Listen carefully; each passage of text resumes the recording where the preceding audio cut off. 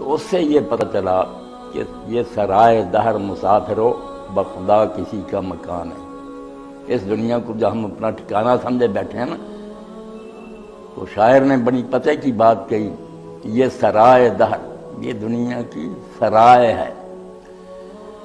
چنانچہ واقعات میں لکھے ہیں نیک لوگوں نے کہ ایک درویش آ کر ایک بادشاہ کے محل میں ٹھہر گیا۔ سپاہیوں نے سے کہا کہ بھائی جا کر سرائے ہے بادشاہ نے بنائی ہوئی شہر میں، وہاں رہو۔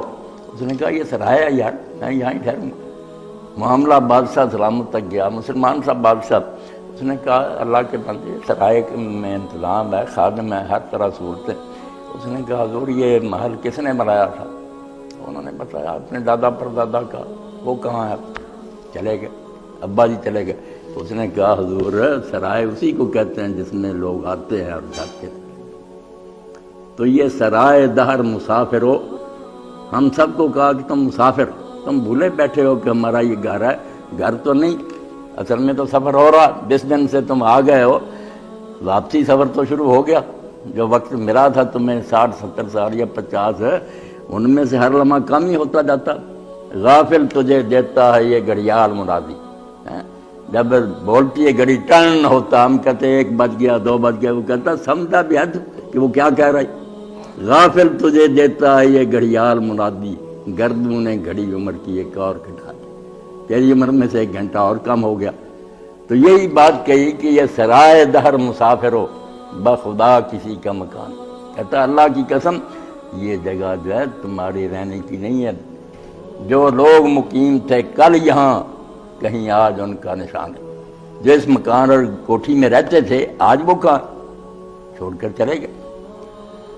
تو اللہ رب العالمین نے ان آیات میں یہ بات سمجھائی ہے کہ یہ جو سفر ہے نا آخرت کی طرف، اس سے لوگوں کو غافل کرنے کے لیے ایک جو فتنہ ہے نا وہ کثرت کا ہے کہ زیادہ لوگ دنیا میں اللہ کو بھولے گا، وہ اسی دنیا میں مگن ہے، اسی کے پیچھے دوڑ رہے ہیں۔ یہ ایک بڑی آزمائش ہے جو راہ حق پر چلنے والوں کو پیش آتی ہے۔ وہ نیک بننا چاہتے ہیں مگر وہ سارے معاشرے میں دیکھتے ہیں ساری دنیا جس طرف کو جا رہی، بالکل جیسے دریا کا بہاؤ ہوتا نا، دریا ادھر کو بہ رہا، یہ مخالف سمت میں تیرنا چاہتے ہیں۔ یہ بہت بڑی آزمائش اور امتحان ہے جو دین کے راستے میں اللہ تعالیٰ نے خود ہی رکھ لیا۔ فلا تعجب کا کثرتم، اسی لیے اللہ کہتا ہے زیادہ کو اگر تو دیکھے گا نا وَإِن تُطِعْ أَكْثَرَ مَنْ فِي الْأَرْضِ يُضِلُّوكَ عَنْ سَبِيلِ اللَّهِ، اگر تم نے یہ دیکھا نا کہ لوگ زیادہ کیا کر رہے ہیں تو زیادہ لوگوں کی پیروی کی تو گمراہ ہو جاؤ، اللہ کا راستہ چھوٹ جائے گا۔ یہ بھولے ہوئے ہیں، انہیں شیطان نے اغوا کر لیا ہے، یہ راہ روے پشت بہ منظر ہے۔ مولوی صاحب نے وہ ربائی صاحب میرے ذہن میں نہیں، آخری مصرع یاد ہے، وہ کہتے ہیں اسلامی تہذیب کا پھر بھی گئے گزرے دور میں اثر یہ ہے کہ ایک بادشاہ جو عیاشی تھا اور مغلی شاید ہوگا، اس نے محل بنایا مگر وہاں جو بیٹھنے کی اس کی جگہ نا وہاں بھی یہ ربائی لکھی ہے، اور آخری جو ہے نا مصرع یہی تھا راہ روے پشت بہ منظر ہوشیار ہوشدار، کیا ہے وہ مسافر جس نے جدھر جانا ہے اس کو پشت کی ہوئی، جدھر جانا نا ادھر کو پیٹھ کی دوسری طرف کو جا رہا، تو لکھا ہے راہ روے پشت بہ منظر، اے وہ مسافر ہے جس نے اپنی اصل منزل کی طرف سے منہ موڑ کر ادھر پیٹھ کر لی، ہوش کر۔ وہ کہتے ہیں پھر بھی اسلام کا اثر ہے کہ اتنی عیش و عشرت کی جگہ پر بھی یہ لکھوایا ہوا کہ یہ دنیا رہنے کی جگہ، عیاشی میں غرق نہ ہو۔ مگر یہ چیز جب انسان دیکھتا ہے نا یہ سارے لوگ یار یہ کر رہے ہیں، یہ رسم و رواج ہے، یہ معاشرے میں ہو رہا، تو یہ بھی بھٹک جاتا ہے، گمراہ ہو جاتا ہے۔ تو اللہ تعالیٰ فرماتے ہیں کہ جن لوگوں نے اپنا دین صرف کھیل تماشے کو بنا لیا، ان کی رویہ یہی ہے کہ عیاشی کرو، کھیلو، شکر میلے میں زندگی گزارو، بس یہی کہتے رہو، صبح جام سے گزرتی ہے، شام دل آرام سے گزرتی ہے۔ صبح شراب پیو، رات کو کوئی خوبصورت عورت جو ہے اس کے ساتھ گزارو، صبح جام سے گزرتی ہے، شام دل آرام سے گزرتی ہے، عاقبت کی خبر خدا جانے، اب تو آرام سے گزر رہی۔ عام لوگوں کی روش یہ ہے، نادان ہے، راہ روے پشت بہ منظر ہے، مسافر ہیں مگر جدھر جانا ادھر پیٹھ کی ہوئی ہے۔ تو پھر یہی بات ہوگی نا، ترسم کے بکعبہ نہ رسی آیا رابی کی راہ کے تو می روی بہ ترکستان، جانا مکے چاہتا ہے، منہ ترکستان کی طرف ہے، تو کہتا ہے بدو تو کبھی مکے نہیں پہنچ سکے گا، کیونکہ جس راستے پر تو چل رہا ہے تو ترکستان کو جاتا، یورپ کو نہیں جاتا۔ تو ہم سارے وہ نادان مسافر ہیں جن نے جانا اللہ کی طرف ہے. قرآن براؤ الہ ترجم، تمہاری واپسی ادھر ہو رہی ہے، جہاز لے کر اڑ رہا، جا رہے ہو لمحہ لمحہ خدا کی طرف. اور جب پڑھتے ہیں قرآن مجید میں یہ فکرہ بہت بار دہرایا اللہ نے، الہ ترجم، اسی کی طرف تم واپس لے جائے جا رہے ہو. کیوں آنکھیں بند کی ہوئی ہیں؟ جدھر کو جا رہے ہو اس کی فکر کرو. تم ان چیزوں میں لگ گئے ہو جو تمہارے سفر کو کھوٹا کر رہی. جب ایک بستی میں 2 پیغمبر آئے، انہوں نے واز کیا، ظالموں نے کہا یہ جن باتوں کی طرف دعوت دے، اس سے تو ہمارا عیش مرغز ہوتا، ہماری زندگی بے مزہ ہوتی ہے، ہمارا جو ہے نا لذت اندوزی کا طریقہ اس میں خلل پڑتا، ہم عیاش رہنا چاہتے ہیں، یہ کیا باتیں کرتا، ڈرو یہ تو قتل کر. تو اللہ فرماتا ہے سورہ یاسین میں کہ بستی کے پرلے سرے پر شریف آدمی شہر سے باہر رہتا تھا، وَجَاءَ مِنْ أَقْصَى الْمَدِينَةِ رَجُلٌ يَسْعَىٰ، اس نے جب سنا تو وہ نیک آدمی دوڑا ہوا آیا، آرام سے نہیں آیا، دوڑا. اس نے کہا یا قوم اتبعوا المرسلین، میری قوم، میری برادری جو تمہارا بھلا کر رہے ہیں، تمہیں جنت کی طرف لے جانا چاہتے ہیں، تم ان کی بات کیوں نہیں مانتے؟ انہیں قتل کرنے لگے ہو. اتبعوا من لا يسألكم أجرا وهم مهتدون، ان سے زیادہ تمہارا خیر خواہ کون ہوگا جو آپ بھی نیک ہے، سیدھی راہ. بتاؤ ان میں کوئی خامی، یہ جھوٹے ہیں، کسی کا انہوں نے مال دبایا ہے، کوئی برائی ان کی بتاؤ. مہتدون، سارے جانتے ہیں ہمارے اندر یہ پلے بڑے ہیں نیک لوگ، اور راستہ بھی وہ بتا رہا ہے جو ہدایت کا. تو وہاں بھی یہ کہا وَمَا لِيَ لَا أَعْبُدُ الَّذِي فَطَرَنِي وَإِلَيْهِ تُرْجَعُونَ. انداز دیکھو بندہ خدا کا، قرآن نے جس طرح نقل کیا، اس نے یہ نہیں کہا کہ رب کی بندگی کرو، اس نے کہا یہ تو بڑی گھٹیا بات ہے. اور جواب دو مجھے وَمَا لِيَ لَا أَعْبُدُ الَّذِي، میں کیوں نہ عبادت کروں؟ زور دے کر کہا کہ یہ کہوں کہ عبادت کرو، یہ تو بہت سرسی ہی بات ہے. یہ جواب دو کہ کیوں عبادت نہ اس خدا کی جائے جس نے ہمیں پیدا کیا. ہم اس کی وجہ سے دنیا میں آئے ہیں، نعمتیں اس کی ہیں، زمین اس کی پوجا نہ کرنا حماقت ہے. تم پوچھتے ہو کہ پوجا کیوں کرے، مجھے جواب دو کہ پوجا کیوں نہ کرے. اگر تمہارے اندر عقل ہے، کوئی بصیرت ہے، جس کا اتنا بڑا احسان ہے کہ آج جو کچھ بھی ہے اس کی مہربانی سے، اور جو کچھ بھی ہمیں مل رہا اس کی طرف سے مل رہا، وَمَا لِيَ، کیوں نہ میں بات کروں اس خدا کی جس نے مجھے پیدا کیا. اور یہ بھی بات ہے کہ وَإِلَيْهِ تُرْجَعُونَ، معاملہ یہی نہیں کہ پیدا کیا دوبارہ بھی اس کے سامنے جانا، اس کو منہ دکھانا. تو اللہ تعالیٰ کہتے ہیں کہ جو اکثریت کو دیکھے گا نا کہ لوگ کیا کر رہے ہیں، وہ دین پر نہیں چل سکتے، وہ گمراہ ہو جائے گا. زیادہ لوگ تو بے دین ہیں. وَإِن تُطِعْ أَكْثَرَ مَن فِي الْأَرْضِ يُضِلُّوكَ، اب بھی لوگ حوالہ دیتے ہیں کہ یار تم 2-4 آدمی عقل مند ہو. یہی پیغمبروں کو کہتے تھے لوگ کہ رجل رشید تم ہی، صرف تمہیں عقل مند پیدا ہوا، باقی سارے بیوقوف.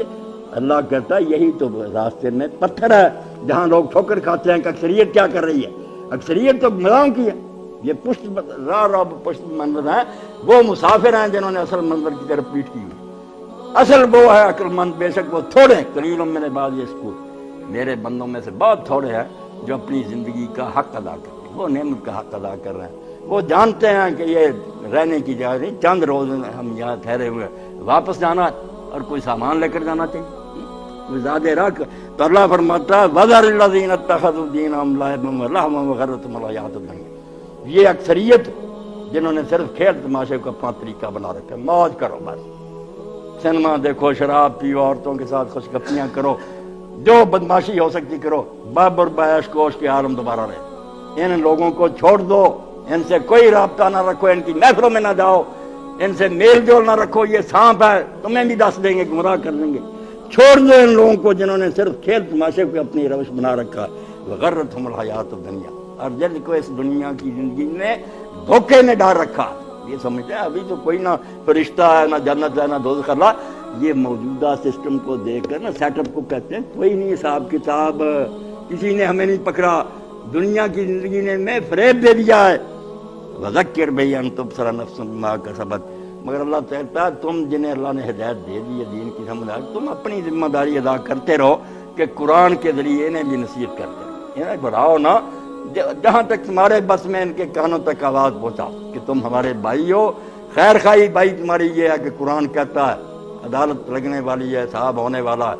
جو تم یہاں بول رہے ہو دنیا کھیتی ہے، آخرت سندی، خود حضرت فرمایا یہ یہاں جو بیجو گے وہی کاٹو گے. اس لیے کر لو کام. وذکر بھی، قرآن کے ذریعے نصیحت کرتے رہو.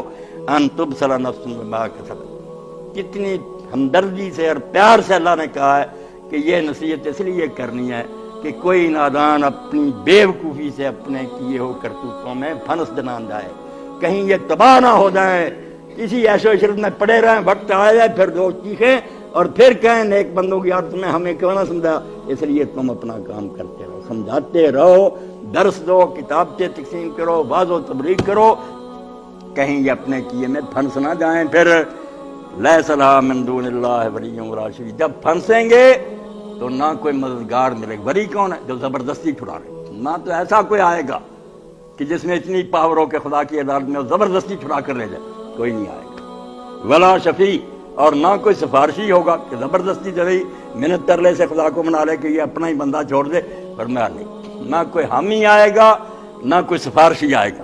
وَإِن تَعْدِلْ كُلُّ عَدْلٍ، اور یہ بھی ایک صورت ہو سکتی ہے کہ کوئی آدمی معاوضہ دے کر کہ چلو میں اتنا تاوان بھر دیتا ہوں، جو جرمانہ میں دے دیتا ہوں، حالانکہ وہاں کسی کے پلے کچھ نہیں ہوگا، مگر اللہ تعالیٰ فرض کر کے کہتے ہیں کہ اگر بالفرض زمین و آسمان کے خزانے بھی اس کے ہاتھ میں آ جائیں اور یہ سارے دے کر چاہے کہ میری جان چھوٹ جائے، لا یؤخذ منہا، وہ عوض پھر قبول نہیں کیا جائے، کوئی معاوضہ نہیں خدا نے لینا، نہ حامی آنا نہ سفارشی۔ اس لیے اس مصیبت میں پھنسنے سے پہلے بند ہو انسان صحیح۔ اولئک الذین ابسلوا بما کسبوا، ایسے لوگ جب عیش و عشرت میں پڑے ہوئے نا، اس دن اپنی کرتوتوں کی وجہ سے مصیبت میں پھنس جائیں گے، ہلاک ہو جائیں گے، کوئی چارہ نہیں ہوگا نکلنے کا۔ لہم شراب من حمیم وعذاب علیم بما کانوا یکفرون، اللہ پناہ دے، اللہم اجرنا من سائر انواع العذاب۔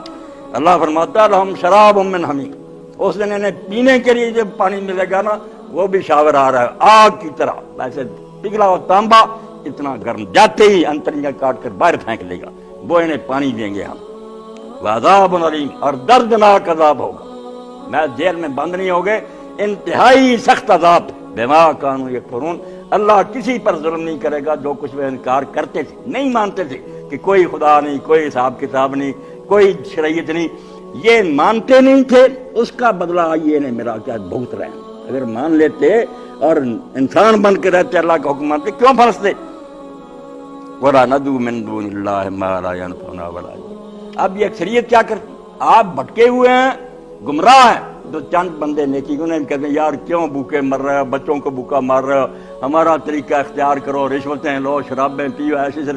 تو کہا اللہ کے رسول کہہ دے کہ کیا ہم تمہاری بات مان کر ان کی پوجا شروع کر دیں، ان کو خدا مان لیں جو نہ نفع دے سکتے ہیں نہ نقصان دے، نہ سنوار سکتے ہیں، اللہ کو چھوڑ دیں تمہارے کہنے پر جو زمین و آسمان کا مالک ہے، اور ان کی پوجا کریں، کسی دربار پر سجدے کریں، کسی بادشاہ کے جا کر قدموں میں گر جائیں۔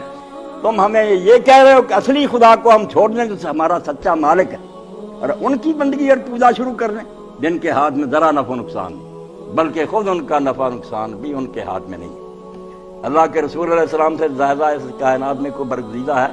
اللہ نے قرآن میں کہا کہ کہہ دے لا املک لنفسی ضرا ولا نفع، میں تو اپنے نفع نقصان کا بھی مالک ہوں، جو اللہ چاہتا میرے ساتھ ہوتا۔ کیا ہوا؟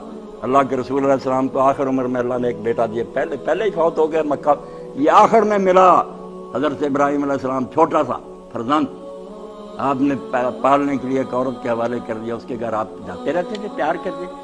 تو صحابہ کہتے ہیں صحیح بخاری شریف میں کہ آپ ایک دن گئے، اس کا وقت آخر آیا ہوا تھا، آپ نے اس طرح اٹھایا اور آنسو ٹپ ٹپ گئے، تو لوگوں نے کہا اللہ کے رسول آپ بھی رو رہے ہیں؟ فرمایا ہاں یہ تو رحمت ہے جو اللہ نے ایک دوسرے کے لیے دل میں رکھ لی ہے، جو اتنا بھی نہیں پھر تو پتھر ہے اس کے سینے میں، ایک بچھڑ گیا باپ بھائی، اگر آنسو بھی نہیں نکلتا تو یہ کوئی بہادری نہیں، سخت دلی ہے۔ تو ساتھ ہی فرمایا ابراہیم تیری جدائی سے ہم غمگین ہیں، مگر منہ سے وہی کہیں گے جو اللہ کو پسند ہے کہ انا للہ، صاحب فرمایا انا بفراق کلمہ، غم سے دل تو اس وقت ٹکڑے ٹکڑے ہو رہا، اللہ